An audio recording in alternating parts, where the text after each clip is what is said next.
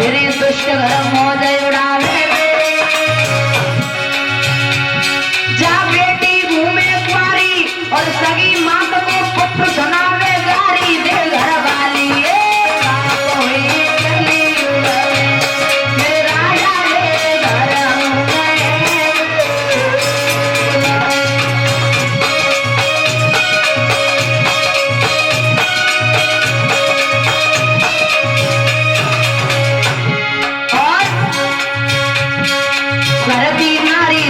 पुरुष ढूंढे पर नारी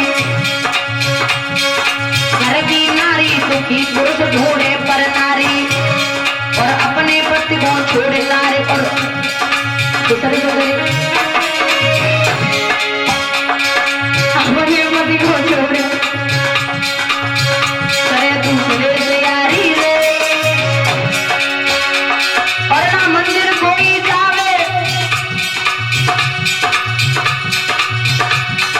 दिन दिन मंदिर घटे शराब के ठेका घूम दिखावे बाबो रे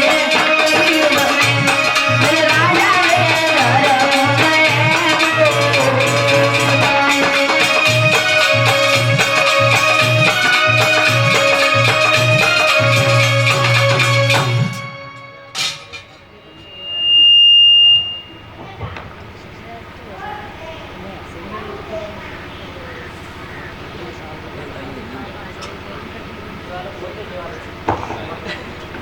महाराज समझाया इधर कलयुग बोला महाराज सतयुग आया उसने भी राज किया, त्रेता युग आया उसने भी राज किया, द्वापर आया उसने भी राज किया, लेकिन अब मेरी बारी है तो मुझे भी राज करने दो। परीक्षित बोले जा मैं तुझे 4 स्थान देता हूँ। कौन कौन से? जहाँ स्त्री संग होता हो वहां तो निवास कर, जहाँ झूठी गवाही होती हो वहां तो निवास कर, जहाँ लोग मांस मदिरा खाते पीते हो वहां तो निवास कर, और जहाँ वेश्याओं का नाच होता हो वहां तो निवास कर। कलयुग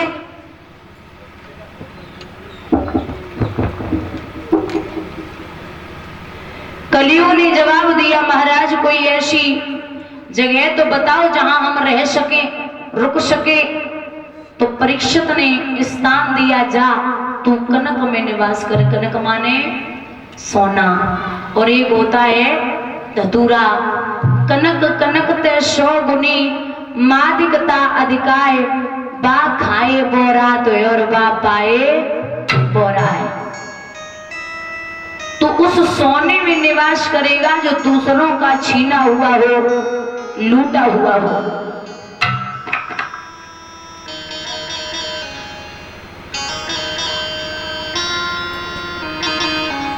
जो मुकुट परीक्षित ने बांध रखा था वो परीक्षित के बाबा भीम युद्ध में जरासंध से छीन करके लाए थे। तो उसी मुकुट में सूक्ष्म रूप से कलयुग प्रवेश कर गया।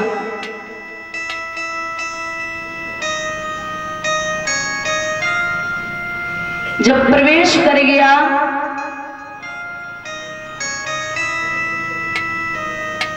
तो प्यास लगी है महाराज।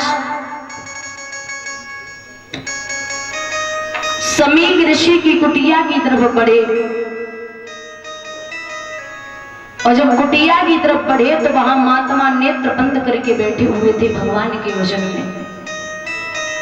और भक्ति जो होती है ना वो एकांत में होनी चाहिए। भजन एकांत का ही अच्छा लगता है, वरना कुछ लोग ऐसे होते माला जप रहे राम राम राम भैंसिया ढिली बांधी हो फिर शुरू। तो ऐसी भक्ति में आनंद ना आवे।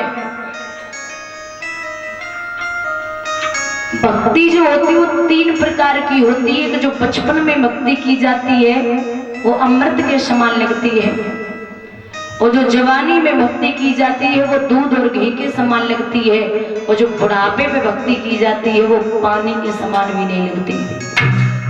क्योंकि बुढ़ापे में जब हड्डियां काम नहीं करेंगी तो मजबूरी हो जाती है भगवान का भजन करना। भक्ति अगर करनी है तो बचपन से करो।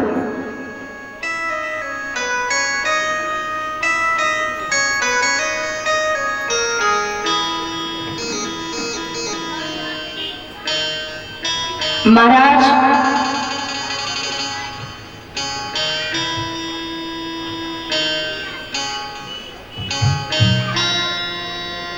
आज जब नेत्र महात्मा ने नहीं खोले तो विचार किया परीक्षित ने कि मैंने देखा है आंखों से, आंखों का पलक गिराया है, दिल ने सोचा देखकर मुझे इसने आंख को चुराया है।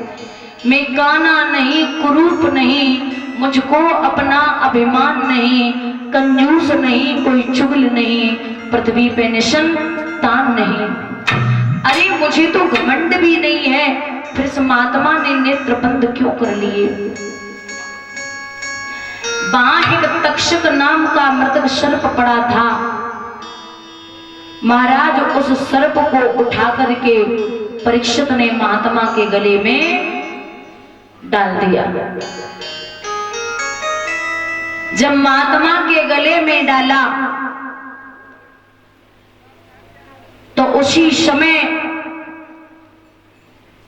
वो तो हस्तिनापुरी के लिए चले आए, लेकिन उनके पुत्र गंगा में स्नान कर रहे थे।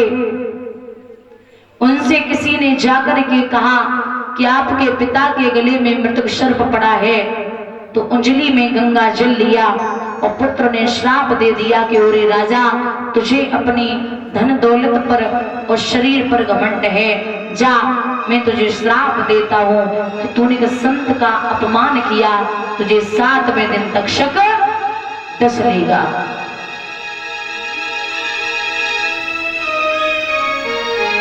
सात दिन का श्राप लगा। हम और आप आए हैं तो 7 दिन में और जाएंगे तो 7 दिन में। भागवत के 7 ही अक्षर हैं। परीक्षित को 7 ही दिन की कथा श्रवण कराई गई और 7 ही बामरे पड़ती हैं। दुनिया में 7 ही महाद्वीप हैं और दुनिया में 7 ही समुद्र हैं। बोले तुम्हें 7वें दिन तक्षक डस लेगा।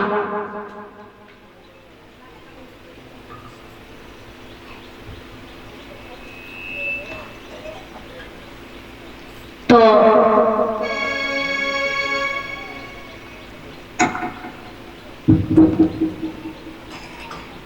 आज